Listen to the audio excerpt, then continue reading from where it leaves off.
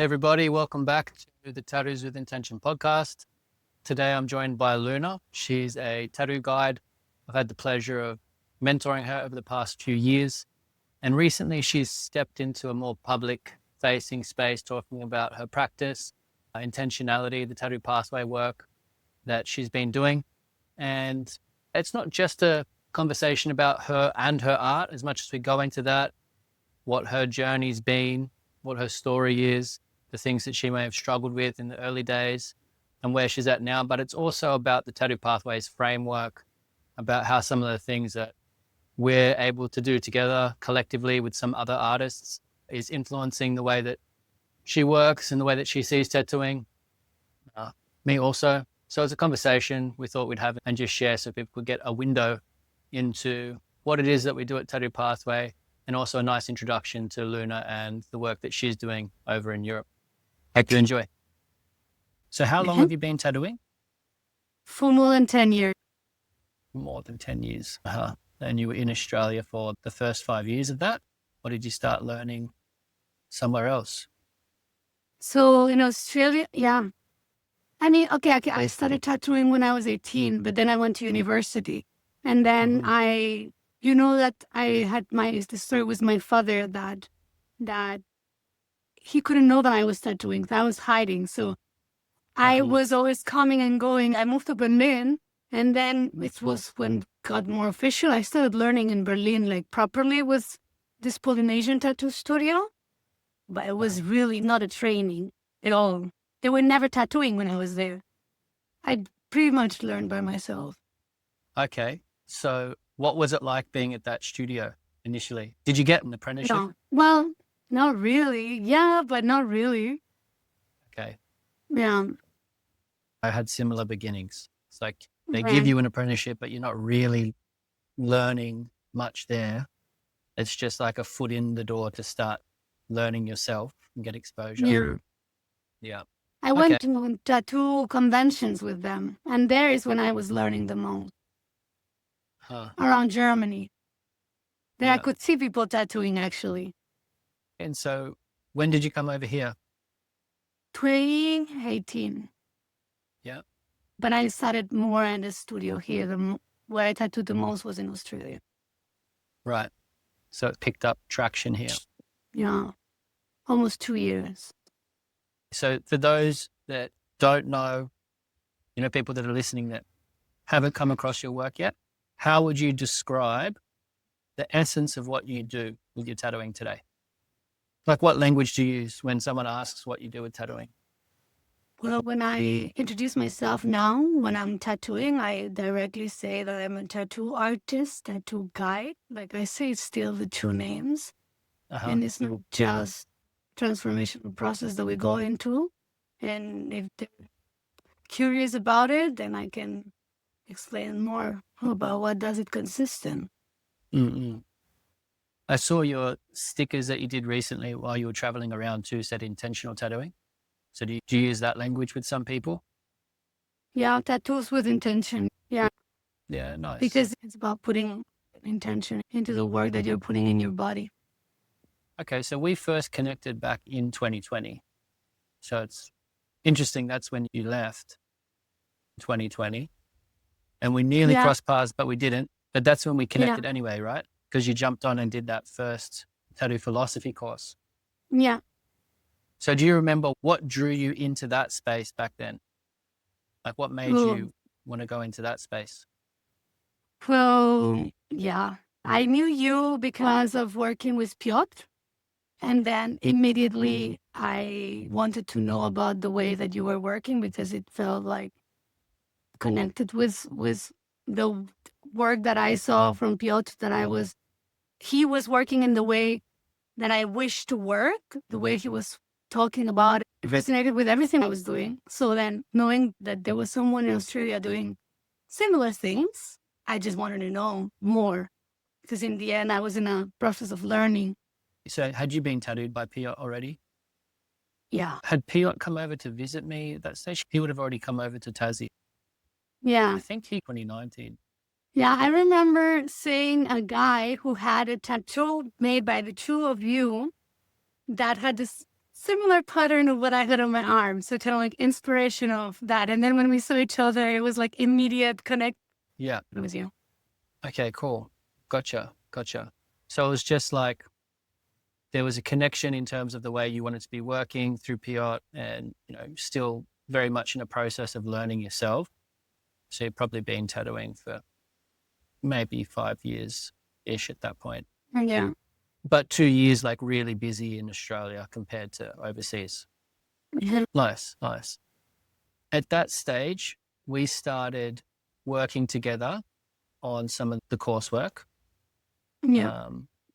What was happening in your tattoo practice at that point? So you're learning, but what did your actual practice look like? So by that moment, I was in Berlin. COVID was happening. COVID was closing everything. And I was working with people I knew. And I was implementing the things that we were talking about in the course. Like, for example, the tea ceremony became a must do for me. Like I was working on before we would start the session, we would make a tea ceremony. We would set intentions about whatever, not just the tattoo, but whatever the state in life they were in. And then for me, that was like a frame to start. Also, they didn't see the design before we had the tea ceremony. For me, was like a connection. Now we are in the same level, same energy flow, and then we can talk more clearly, or I can hear more clearly. So that's okay. one of the things. I was also opening the space in the 7 directions that I was learning from different cultures. I can remember now actually from the start of last year too, when we were sort of working out what we were doing for the year. You had lots of different practices that you picked up at different points that you were incorporating into your tattoo process to sort of add that layer of intention, that layer of reverence and sacredness, right? And so I guess that first course that we did in 2020 would have just given you more of those things to sort of add in there, like the tea ceremony and that sort of thing. Hey, also more deeper understanding about what was happening when tattooing. But yeah, sort of fast forwarding from that a couple of years to when we did the second round of the course, and we shifted it to the tattoo pathway fundamentals. then At that stage, we started doing more regular calls, and you were quite honest about things like, having some uncertainty around the different layers of how those practices go together, facing a few different things like cancellations coming up and wondering what the pattern could be there. Obviously, COVID was happening anyway, which sent stuff through everyone's practices. But what was it like going from that point into where you are now? What do you think shifted? What was it like sitting in that space of going like, okay, I'm doing this work again. We're dropping back in again. We're going to start looking at the course material again. We're going to start looking at your practice again. What was it like sitting in that? And then what shifted, do you think, in maybe that first year of working together? I learned a lot of things before, but I started to put them a little bit aside and just focusing on what we were doing. And that gave me a stronger fundamentals and like a place where to come back and check in with what I was doing.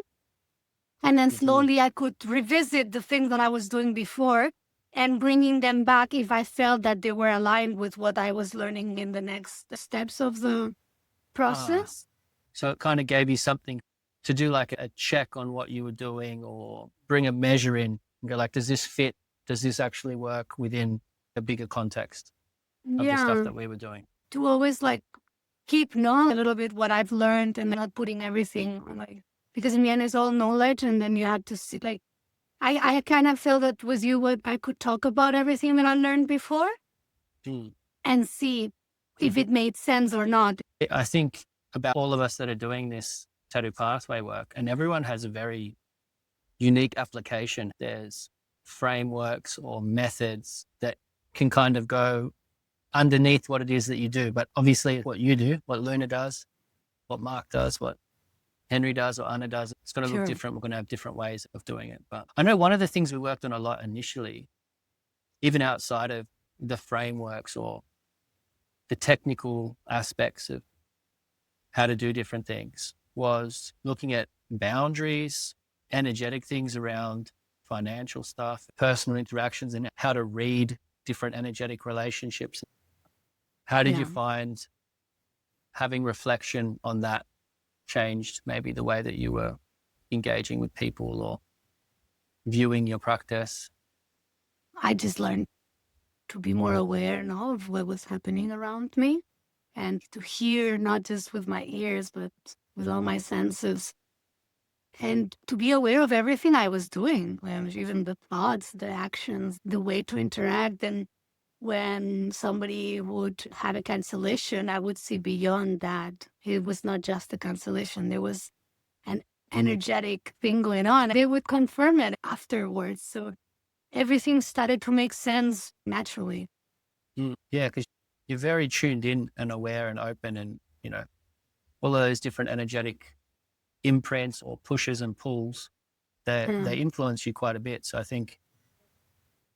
I feel like I noticed you take a bit more of a firmer hold on everything though. Again, that word boundary, it's like once you felt a bit more sure about what you were doing, all Mhm. of those different energies seem to have a context or have a space to sit within, or not, became a bit clearer Mhm. for you. Yeah. We frame tattooing up as more than artwork, right? It's sacred, it's intentional, it's connected to something beyond us. Do you feel like you already had that frame in terms of the role that you're playing with your clients prior to? You think you already had that sort of bit more than artwork? Or do you think there was parts of that that maybe changed in terms of your role with tattooing and clients and stuff too? Yeah, it had part of it. It definitely changed. And it's still a place of exploration for me that it is more than art, and it actually can be more than the art that I'm doing. That's the steps that I'm going into right now and exploring beyond the images and going more into where it goes and what are we printing in the skin. Still fresh. Maybe we talk a little bit about mapping too. Sure. We've spent a fair bit of time doing mapping, right? We've done a little bit of mapping your own tattoos as Mhm. well to understand, but you're doing a lot of mapping with your clients now. How does mapping shape the way that you're guiding others in their tattoo journeys now, and how does it shape yours? So connected to what you just said before, mapping it's a crucial part now in the process, and it's just one of the examples of why tattooing is more than just a picture, because you're printing a story, you're bringing information in the skin. So mapping, it's what we've learned and we talked about in the course is that the skin is a map of your life. And then you're just putting these landmarks, and then you're like freezing that space in time where you can access and know who you were in that moment and what information, what new information you were printing in your body. And where are you now from that point? And for the next tattoos, where are you going to? Yeah, it's just giving you a strong fundament on how you're going in the next stepping Yeah, like into the the direction, unknown. that development, the mapping development is probably the biggest shift that I've had in my own practice. That's why I like point to it so much with everyone when I'm tattooing them. It's hard to tattoo anyone now without We're not mudding. without it. Yeah, it's just Yeah, like no, no. how can Yeah, I yeah, even do another tattoo on you without yeah, doing mapping? Because I need to know where you've come from and make sure yeah, that where you're going something that's going to be optimal for you. yeah, yeah. Yeah. So it's probably, I think when we did that first course in 2020, mapping, I was starting to play with that with everybody. I was like, hey, let's Mm. look at what's there. But I think now, after the past year, it seems like we're all using it pretty deeply now. That's kind of a bit fundamental in the practice. 100%. We'll continue to build that out, but it's probably one of the most valuable methods we got in the tattoo pathway. Yeah. And also, I feel like with people that are not so interested, or like they find that intentional tattooing thing is just something new for them and they don't know what I'm talking about, Yeah. I bring the mapping. I bring the And questions of that the reaches mapping. them. Yeah, I just, because in the end it's just questions about themselves. So then they just go through it and think about, okay, what is this? Where am I Hmm. stepping into? Why is this related to my tattoo? And then you just bring further Yeah. understanding. No, in the end, we're just teaching people, like, because Well, the same way we learned this, we are now like telling people what's going on in the bodies and how can we take the most out of this practice, this sacred practice. Yeah. I think you're right. I'll even find with someone where it's like, maybe they don't fully see eye to eye with me on the tattoos. It's hard for them to sort of get on the same level, which is totally fine. Uh-huh. I'll do a Yeah. similar thing. I'll just start to lean into mapping and do mapping with them, and they won't even know that we're doing it. I And just there's just so much there for them. It adds a layer of richness to their contemplation of what they're doing anyway. So it can guide them to be doing it in the background. They don't even need to be in a place of using the same language or thinking that there's a process they yeah. need to do. Can just come into the 100%. conversation. Mapping is a good segue to look at and celebrate that you were at festivals presenting what you Yeah. do to people, which I thought was Yeah. amazing. So cool that you stepped into that publicly. So you've just done two festivals back to back in Europe where you got to speak about what it is that you do. Do you want to share exactly how you approached that, what you spoke about, what the festivals were? Because that's pretty huge. And also what the response was. Because I know you did some talking, but you also did some mapping, right? Yeah. Yeah. So my intention was to start with smaller festivals, but I got accepted to a very big festival in Hungary called Bozoran. And it was a big step for me because it was a huge stage with a lot of people and I have my challenges to talk in public. So instead of doing, my idea was to do 3 workshops. Was the like a sound journey where people can access to their next tattoo, so they can feel in their body what could their next tattoo be. Then would be the mapping, a whole workshop about mapping the tattoos of people, Yeah. and then the talk about what we've learned at Tattoo Pathway, the talk about how do I work and why do I work this way. So Hmm. at Ozora, we put it all in one. And I did tattoo talk and the journey, the sound journey. Hmm. And yeah, I was simply talking about why was I interested in tattoo, like intentional tattooing, going beyond the image of a picture, like what was connecting me to knowing what is happening in the body. And it actually came from just realizing that you're just opening the layers of the body of the person and that there are some things in the space that can influence in that practice and can attach to the body different things that happen. And Yeah. I wanted to know more. And then I was researching. And then I realized that it's actually way more than just inking the skin. You're like willingly asking someone to modify your body forever. So there has to be something else. And also the part that we talked about, the information, like you're just molecularly changing the structure of your skin when you're tattooing. So then there is new information bringing in the body. So this whole thing brought me to talk about history. What Mm. happened? Why was a sacred practice before and now it's not a sacred practice? And then the other layers of what happened when you're getting a tattoo. That's Mhm. like part of what you're explaining about, like it changes mentally and physically and Yep. Yep. spiritually. Oh. People that can grasp into it and understand what are the changes that happen and why we should, well, for me, why it's good to have a nice frame into that space, like, and what I call intentional tattoo is like a safe space where you're working in and a Mm. good connection with the artist, etc. Yeah. And then some glimpse of mapping what happens with the changes in the body and the cover ups and the tattoo regret. And I think that's Yeah. it. You went over a lot. And what was people's response at Ozora? Like, how many people were there? And then did you speak to many people afterwards? How did they find it?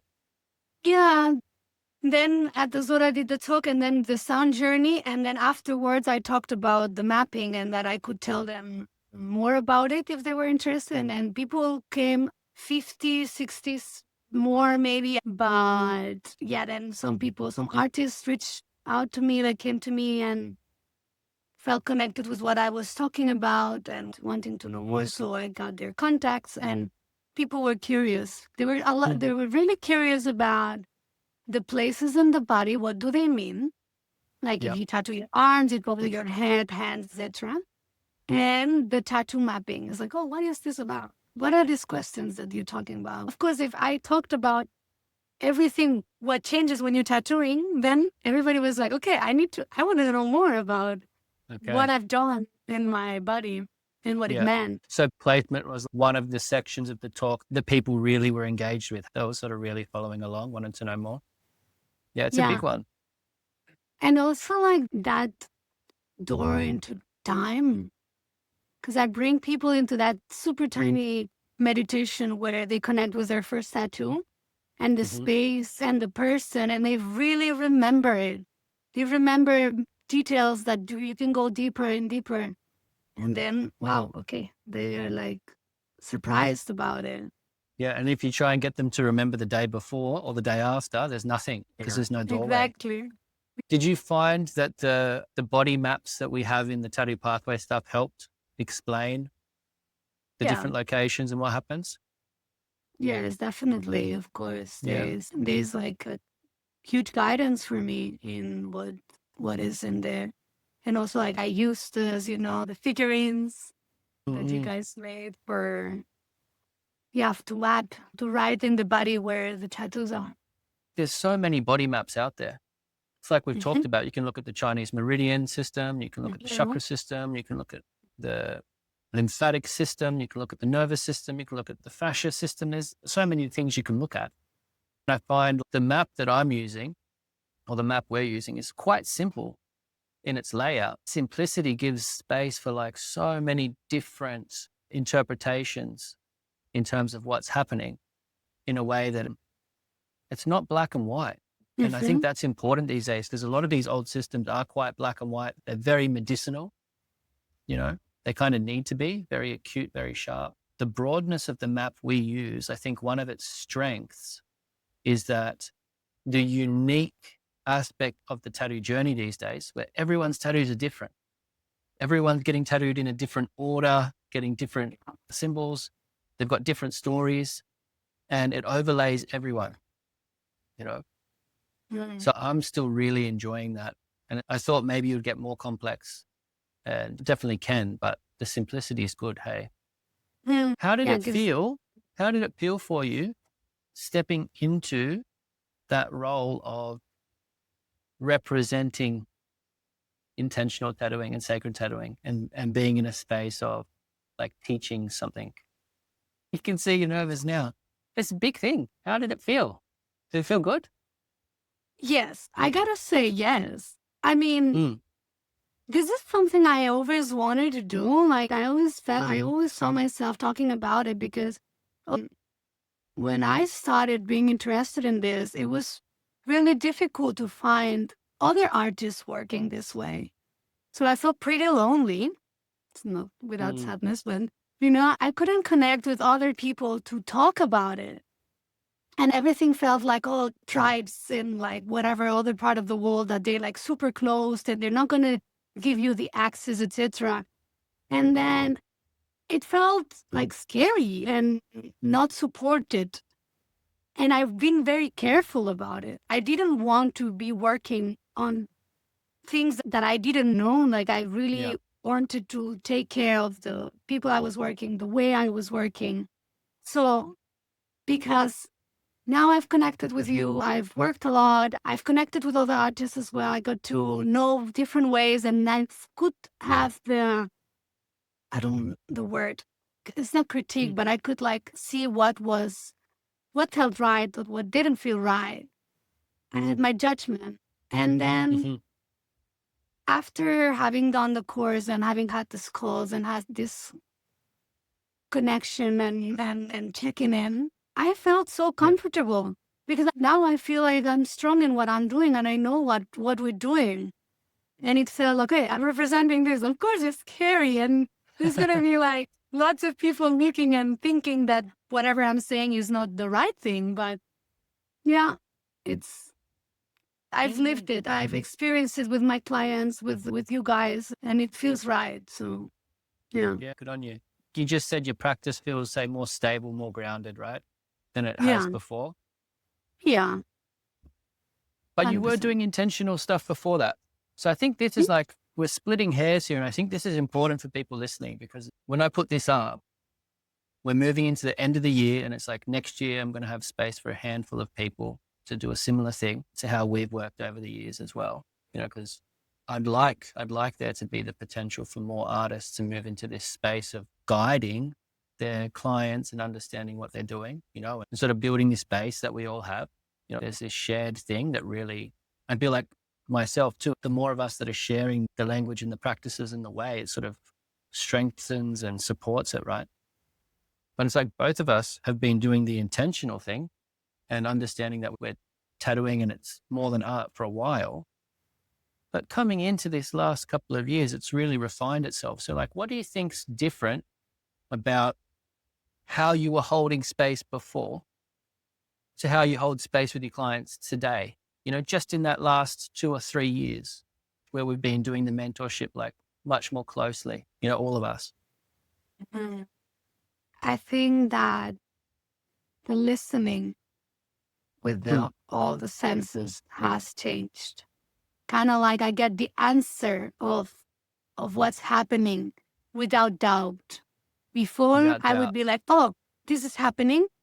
Why? What does it mean? Why this design doesn't flow, or why this person is canceling? Like everything was like in doubt. Now it's different. Now I understand. Now I feel, I see, I hear, I communicate in a different level. That's a big difference, I would say. That's a good way to frame it. Yeah. So less doubt, more certainty in what's happening. Yeah. Also, the space is held differently. Like the way of opening the space, I think, is more like, I would call it devotional. Like, it's not my work. I'm not doing this for myself. This is for something beyond. Yeah. I think that's a big one. And probably that one can be a bit destabilizing for a lot of people that are working intentionally, that it's not about you. But it really helps. It does change the space a lot when you don't put yourself first or come from that artist place. And devotional is like, it's an elimination of alternatives. It's one of those things, we've done a lot of work on it where you almost limit the scope of what's happening so that it can be sharper and more focused. And the thing that's taking place, the transformation, is far more accurate. And it makes sense that you're more confident when you're holding a space like that, because there's less room for variables. Sure. So, all right. What do you feel most proud about in your practice right now? Which bit lights you up? What are you doing that you're like really proud of? Hmm. That's a hard one. I feel proud of the connection that I have with like my clients, actually. Hmm. Like the flow, the workflow, it's not a client. It's just a different connection. It's, you know what I mean? Yeah, yes you Mm-mm. do. Yeah, it's deeper. But you play a different Yeah, role, because as soon as you take the artist hat off, yeah. you end up being a very different role for those people. I Mm-hmm. found for myself, the biggest thing is that it's really long term. That's it, I'm like, exactly. oh, I might see this person for the rest of their life. It's a really Yes, beautiful and thing. this shift has happened already. And like Hmm. people that I've been working with, that they, yeah, hungry, decided to just work with me. And if they don't, it's fine. But it's just simply that comfort of being like, no, it's beyond me. It's just the way we're working. It's a way of writing your story, and yeah, the comfort of like the space, and like that they can be seen and heard. I don't know. It just Yeah, feels yeah. so nice. Feels so Uh, holy. I'm proud of that with you too. Hey, it's like they're quite subtle things to dial in your practice. I think we spoke about this in our last call, where I was thinking about what it is that blocks a lot of artists, whether they're just in the contemporary industry doing the cool art thing, which is fine. Or even if they are intentional artists, it's like there's this tattoo artist identity that I think ends up getting in the way and being like a bit of a gatekeeper for them actually really, really comprehending what it is that they're doing. So their relationship with what they do is limited by their identity, and so that piece you said around getting out of your own way, I think it's that process or that space that when our clients get to experience it, they're like, wow, this is different to everything Yeah. else. And so there's quite a bit of gold there. There's some type of jewel in that space where it's like, obviously I'll keep revisiting this space. It's quite precious, All right. Let's look at some more inspiration for people that might be considering coming down this same path, right? So if you look back over the years of the mentoring we've done, so like from 2020 up until now, on and off, what would you say to another artist that might be where you were? So already tattooing, talented, committed, but maybe a little bit unsure of exactly how to weave all of these aspects that create depth, that create sacredness, or, how to get that sort of structure and confidence into their work.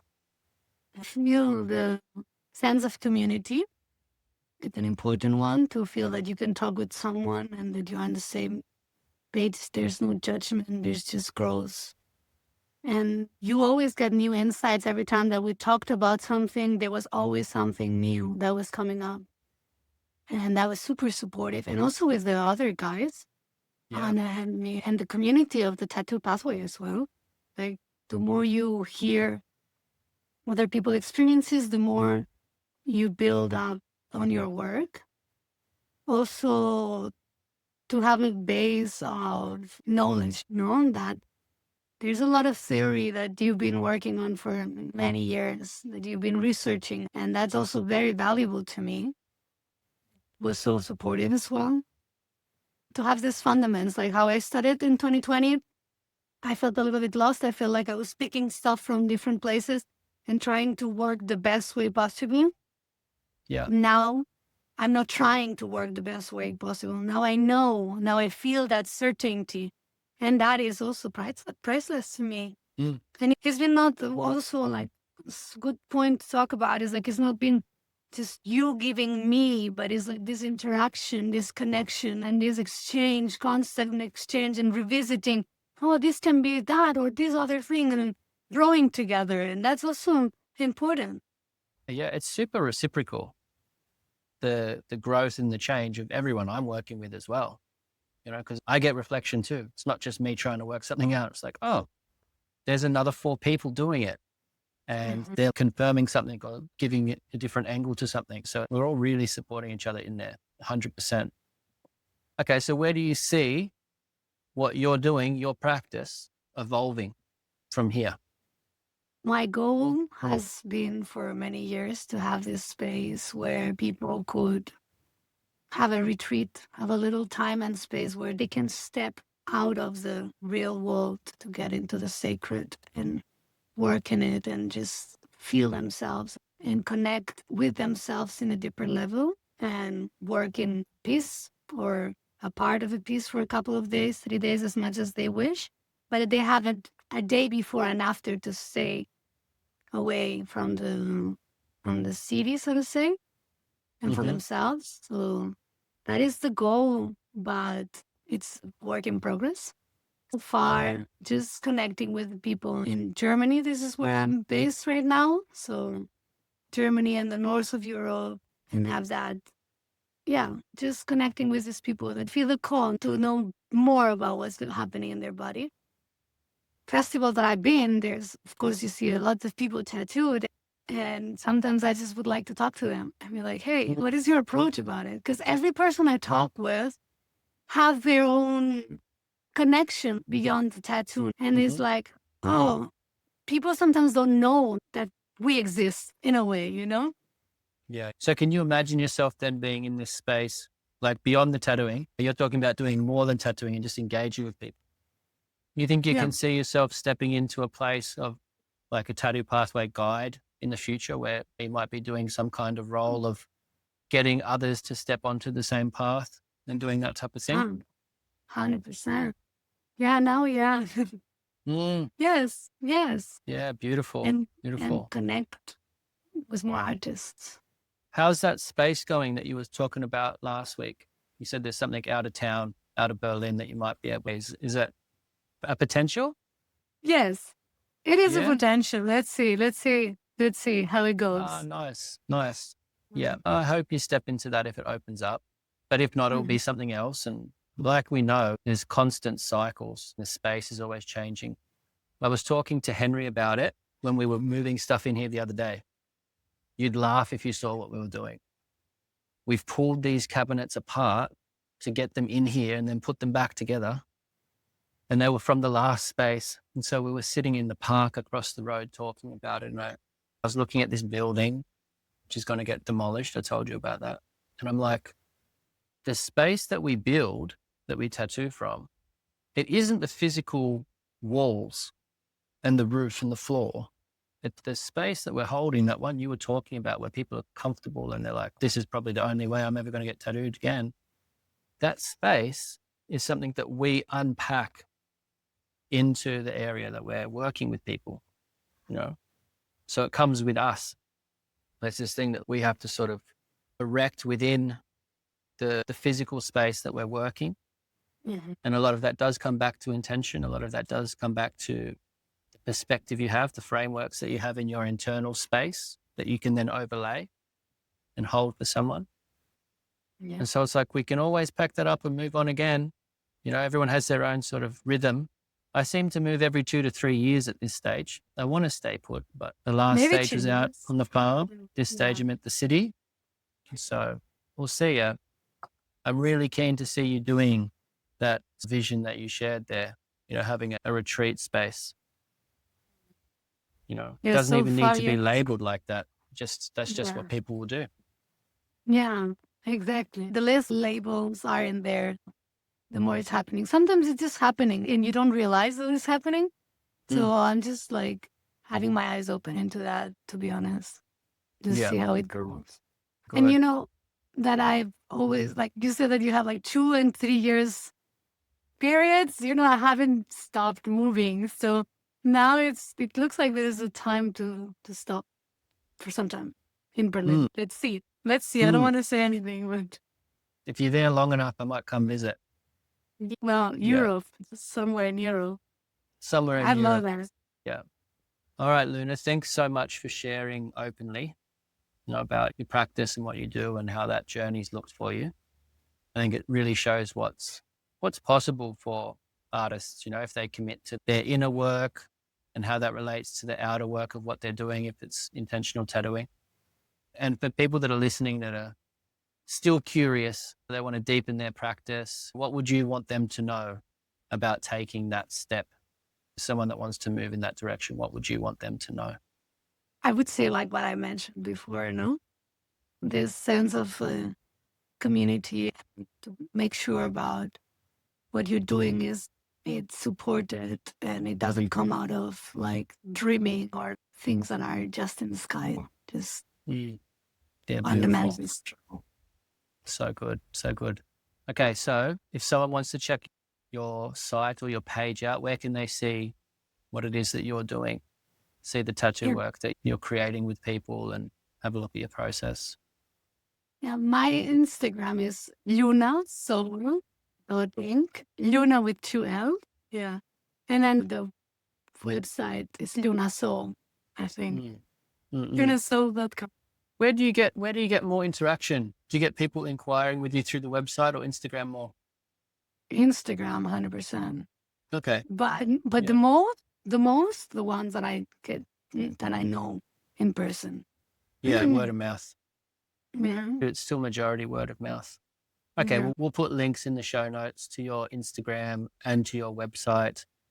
We'll also have links in there to the Tattoo Pathway stuff for anyone that's interested. And yeah, I'll do an intro and outro after the recording and stitch them on. But thank you so much. Appreciate it, Luna. Thank you. Thank you so much. Hopefully you enjoyed that In the show notes, you'll find links to Luna's work, also to the Tattoo Pathway materials that are available. And I'll be following up soon with some episodes that are sharing some revisions on Tattoo Pathway resources, what's happening next year, a little bit of a game plan for the new year for everybody that's interested in what we're doing and wants to get involved in some way. And I hope you have a great end of 2025.